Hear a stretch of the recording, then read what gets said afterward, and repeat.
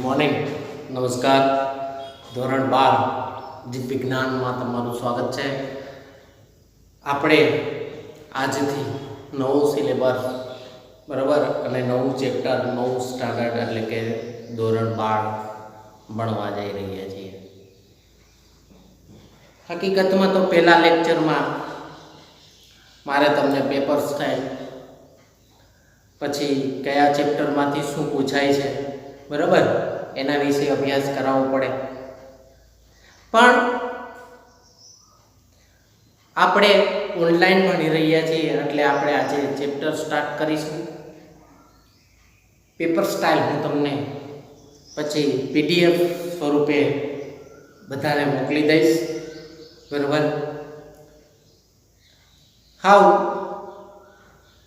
ધોરણ 12નું સાવ સહેલું ચેપ્ટર એટલે કે આપણે 15મું ચેપ્ટર ચાલુ કરવાનું છે બરાબર.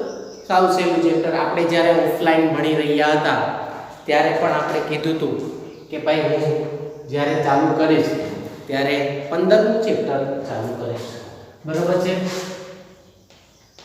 એટલે આપણું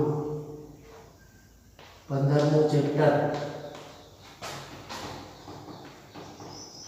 જીવ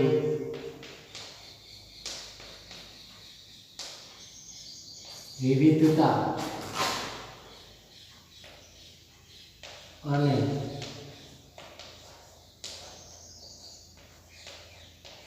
સંરક્ષણ. જૈવ વિવિધતા અને સંરક્ષણ વિશે આપણે અભ્યાસ કરવાનો છે. શું આ ચેપ્ટરમાં છે પછી હું તમને એ પણ લખાવી દઈશ કે આ ચેપ્ટરમાંથી કયા પ્રકારે તમને ક્વેશ્ચન પૂછાય છે બરાબર છે. પણ પહેલા આપણે એ ભણવું પડે કે ભાઈ જૈવ વિવિધતા એટલે શું અને તેનું સંરક્ષણ શું કામ છે બરાબર. જૈવ વિવિધતાની પહેલા આપણે ચર્ચા કરીએ ભાઈ કે જૈવ વિવિધતા કોને કહેવાય બરાબર. કે કોઈ પણ વિસ્તારમાં કોઈ પૃથ્વીનો કોઈ પણ વિસ્તાર લઈ લો એની આપણે ચર્ચા કરીએ.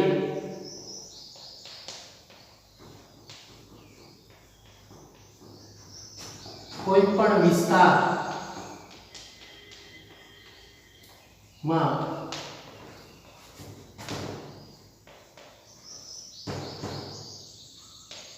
પ્રાણીઓ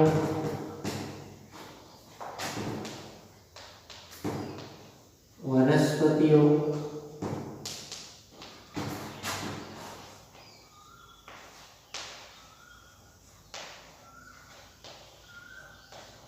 સૂક્ષ્મજીવો. પ્રાણીઓ વનસ્પતિઓ અને સૂક્ષ્મજીવો કોઈ એક વિસ્તારની વાત કરી છે ભાઈ બરાબર. પછી તમે તળાવ, જમીનનો એક ભાગ, પર્વતનો એક ભાગ ગમે તે લઈ શકો. કોઈ પણ વિસ્તારમાં પ્રાણીઓ, વનસ્પતિઓ કે સૂક્ષ્મજીવો ની વિવિધતા સૂક્ષ્મજીવોની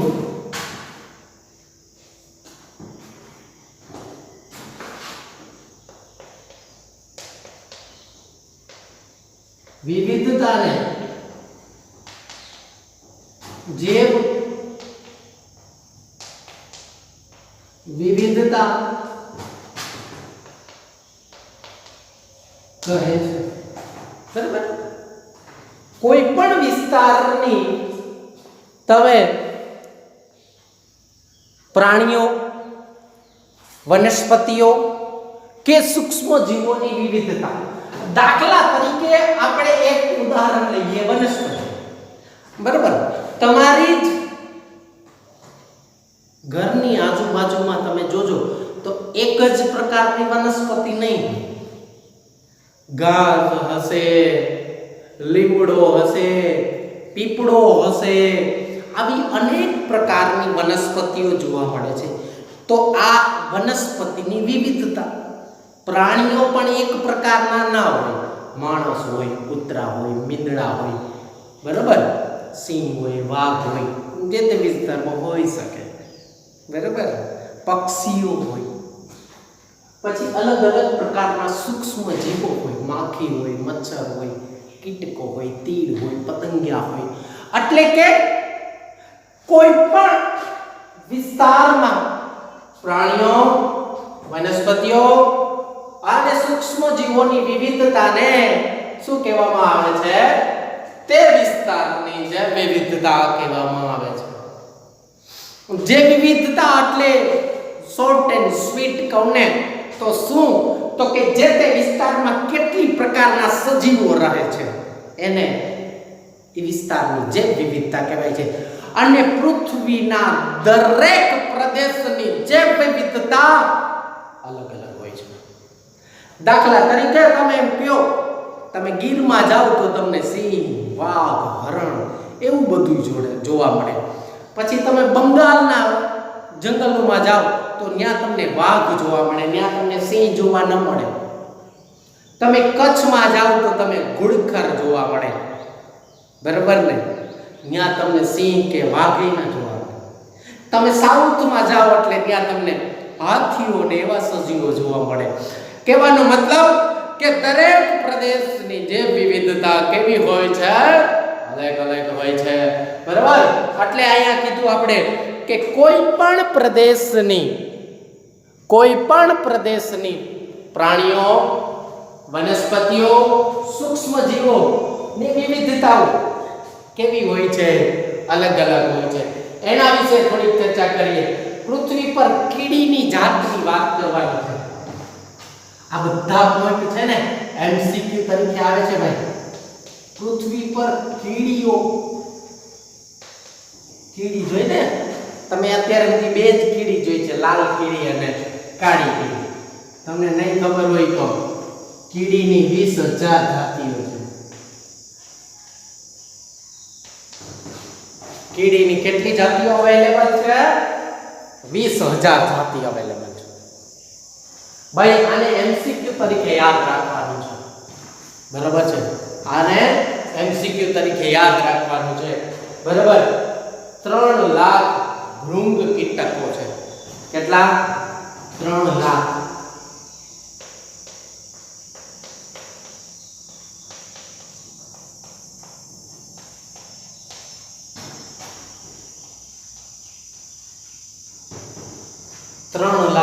ભૃંગ કીટકો. આ બધા એમસીક્યુ તરીકે યાદ રાખવાનું છે. આ ચેપ્ટરમાં એમસીક્યુ વધારે પૂછાય છે, બરાબર છે. 3 લાખ ભૃંગ કીટકો છે. મેં તમને કીધું ને દરેક પ્રદેશમાં અલગ અલગ જૈવ વિવિધતા જોવા મળે છે ભાઈ. તમે ભારતમાં આવો તો આપણા જેવા સજીવો જોવા મળે, આપણા જેવા માણસો જોવા મળે. આફ્રિકામાં જાવ તો કાળા જોવા મળે, અમેરિકામાં જાવ તો ભૂરિયા જોવા મળે. છે વિવિધતા, છે ને? એ શું થયું? જૈવ વિવિધતા. માણસોની જૈવ વિવિધતા, એમ કીડીઓની જૈવ વિવિધતા. આ ભૃંગ કીટકોની એટલી જાતિઓ છે. પછી 28,000 માછલીની જાતિઓ છે ભાઈ.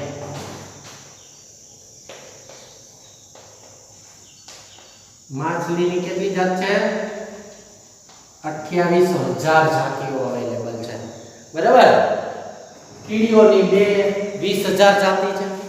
ભૃંગ કીટકોની 3 લાખ જાતિ છે. માછલીની 28,000 જાતિઓ છે, બરાબર. અને 20,000 થી વધુ ઓર્કિડની જાતો જોવા મળે છે. ઓર્કિડ આવે ને, આપણે 11મા ધોરણમાં ભણાવ્યું હતું. 20,000 થી વધુ, બરાબર. 20,000 થી વધુ ઓર્કિડની જાતિઓ અવેલેબલ છે આપણી પાસે, બરાબર. એટલે કહેવાનો મતલબ એ છે કે કોઈ પણ પ્રદેશની જૈવ વિવિધતા, આપણે અત્યારે એક જ શબ્દ વિશે ભણીએ છીએ. આના વિશે હજી મેં ચર્ચા કરી નથી, હમણાં હું ચર્ચા કરીશ, બરાબર. આ પ્રદેશની જૈવ વિવિધતા એટલે શું ભાઈ? તો કે આ પ્રદેશની જૈવ વિવિધતા એટલે કોઈ પણ વિસ્તારમાં પ્રાણીઓ, વનસ્પતિઓ, સૂક્ષ્મ જીવો કેટલા પ્રકારના રહે છે ત્યાંની જૈવ વિવિધતા કહેવાય. કીડીઓની 20,000 જાતિઓ છે, આપણને ખબર છે? નથી ખબર. ભૃંગ કીટકની 3 લાખ, માછલીની 28,000 અને ઓર્કિડની 20,000 થી જાતિઓ વધુ જાતિઓ આપણી પાસે અવેલેબલ છે. કહેવાનો મતલબ એ કે ભાઈ આ બધી જાતિઓ છે બરાબર એ અગત્યની છે. આ બધી જ જાતિઓ કેવી છે? અગત્યની છે બરાબર.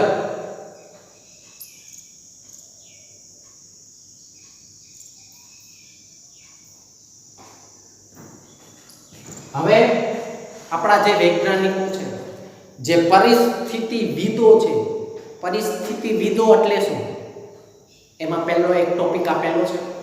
પરિસ્થિતિવિદો એટલે જે તે વિસ્તારનું નિરીક્ષણ કરી, અભ્યાસ કરી બરાબર અને જે તે વિસ્તારનો અભ્યાસ કરી, નિરીક્ષણ કરી અને ત્યાંનું વર્ણન કરી શકે કે ભાઈ અહીંયા આટલી વનસ્પતિઓ છે, અહીંયા આટલા સૂક્ષ્મ જીવો છે, અહીંયા આટલા આ સજીવો છે, પક્ષીઓ છે, પ્રાણીઓ છે, મનુષ્યો આવા પ્રકારના હશે, આવા પ્રકારનો ખોરાક હશે, એ બધું વર્ણન કરી શકતા હોય ને એવો અભ્યાસ કરનાર વૈજ્ઞાનિકોને પરિસ્થિતિવિદો કહેવાય. હવે આ પરિસ્થિતિવિદો શું કહે છે કે ભાઈ દરેક જગ્યાએ જાતિની વિવિધતા શું કામે? દરેક જગ્યાએ દરેક પ્રદેશમાં જાતિ વિવિધતા શું કામે જોવા મળે છે? દરેક જગ્યાએ એક જ પ્રકારની કીડી, દરેક જગ્યા એક જ પ્રકારના પતંગિયા, દરેક જગ્યા એક જ પ્રકારના ડેડકા જોવા કેમ નથી મળતા? અલગ અલગ સજીવો અલગ અલગ જગ્યામાં કેમ જોવા મળે છે? આવા કેટલાય પ્રશ્નોનો સવાલ એક તાર્કિક એક મોટો એક પ્રશ્ન છે, એના કોયડો છે બરાબર. તો એ બધા જ પ્રશ્નોનો જવાબ તમને કેમાં મળશે? જૈવ વિવિધતા. અત્યાર સુધી હું જૈવ વિવિધતાની વાત કરતો હતો, હવે હું સંરક્ષણની વાત કરું. આ સંરક્ષણ એટલે શું? જો આ બધા સજીવો, આ તો ખાલી મેં આટલા જ લખ્યા છે, જેટલા પ્રકારના સજીવો છે બધા જ સજીવો પૃથ્વી ઉપર ચાલતા નિવસન તંત્ર માટે ખૂબ જ અગત્યનો છે. નિવસન તંત્ર એટલે શું તમને ખબર છે બરાબર ને?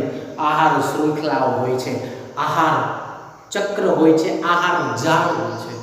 દરેક સજીવ દરેક આહાર શૃંખલા માટે ખૂબ અગત્યનો હોય છે. તો જો એક પણ સજીવ આ આહાર શૃંખલામાંથી, આ આહાર જાળમાંથી નીકળી જાય ને તો મોટી જાનહાનિ થાય. ઉપરના સજીવો અને નીચેની કક્ષાના સજીવોને ખૂબ નુકસાની થાય. દાખલા તરીકે હું તમને એમ કહું કે દરિયો હોય, દરિયો, સરોવર હોય, સરોવરનું ઉદાહરણ લઈએ આપણે. સરોવર હોય એમાં નાની નાની માછલી છે, એને મોટી માછલી ખાઈ જાય છે. મોટી માછલીને મનુષ્ય ખાઈ જાય છે અથવા બીજા પ્રાણીઓ ખાઈ જાય છે. હું એમ કહું કે મોટી માછલી છે એની સંખ્યા, મોટી માછલીની સંખ્યા નહીવત થઈ જાય તો નાની માછલીની સંખ્યા વધી જશે, એનો ઉપદ્રવ, એનો વસ્તી વધારો થઈ જશે અને એ નિવસન તંત્ર માટે નુકસાનકારક છે. એટલે દરેક સજીવ, દરેક આહાર શૃંખલા માટે ખૂબ અગત્યનું છે. હું તમને એક બીજું ઉદાહરણ આપું. દાખલા તરીકે જંગલનું નિવસન તંત્ર હોય.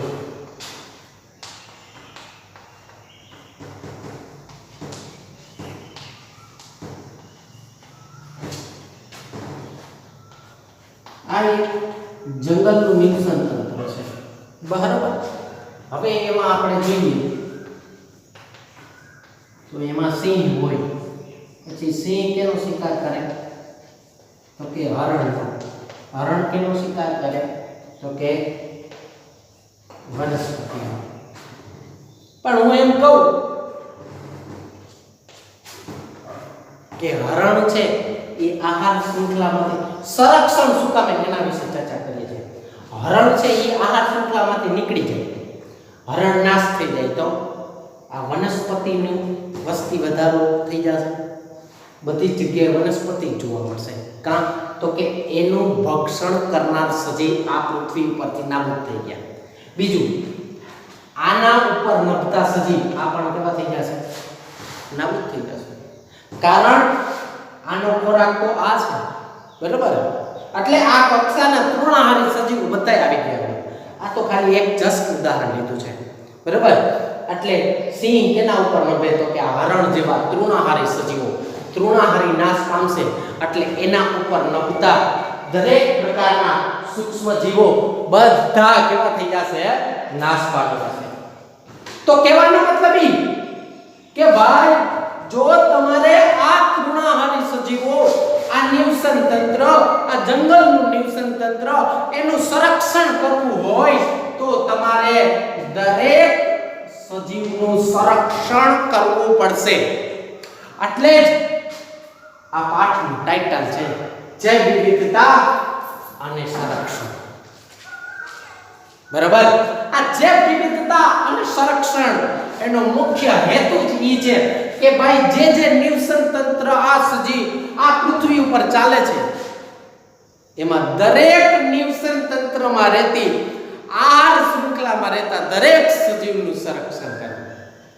તમને ખબર પડી ગઈ? જૈવ વિવિધતા એટલે શું? જૈવ વિવિધતાને તમે એમ કહી શકો કોઈ પણ વિસ્તારમાં પ્રાણીઓ, વનસ્પતિઓ અને સૂક્ષ્મ જીવોની વિવિધતાને શું કહેવાય? જૈવ વિવિધતા.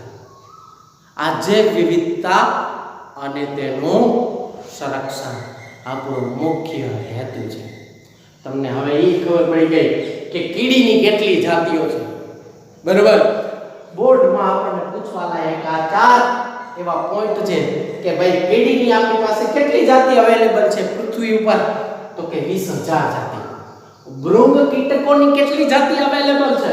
તો કે 3 લાખ જાતિઓ. માછલીની કેટલી જાતિ અવેલેબલ છે? તો કે 28,000. ઓર્કિડ આપણે ભણી ગયા 11મા ધોરણમાં, બરાબર? ઓર્કિડની કેટલી જાતિઓ છે? તો કે 20,000 થી વધુ જાતિઓ અવેલેબલ છે. આ દરેક જાતિ એ શું છે?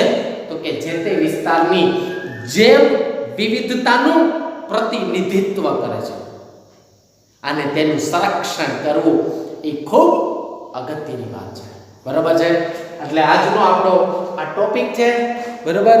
મેં તમને વ્યાખ્યા બનાવી, એના વિશે વધુ ચર્ચા કરી, પછી એનું ઉદાહરણ આપ્યું, એના આ અગત્યના જે પોઈન્ટ છે જે આપણને MCQ તરીકે પૂછાય છે એ ખાસ નોંધ કરવા, અને ડેફિનેશન વ્યાખ્યા નોંધ કરી લેવી. તો આ ઉદાહરણ લખવાની કઈ જરૂર છે નહીં, બરાબર છે?